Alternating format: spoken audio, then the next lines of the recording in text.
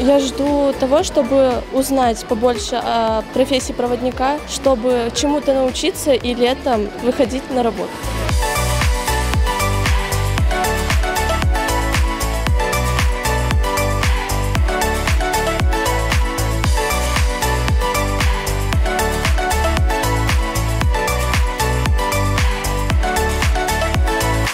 Мы стараемся придерживаться старой системы.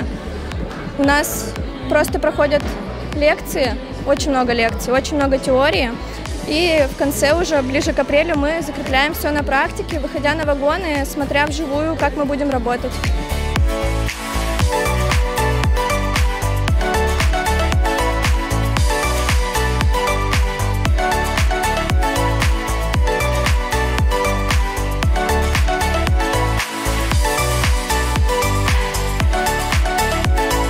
Вступил я в отряд проводников 3 года назад, меня пригласила знакомая.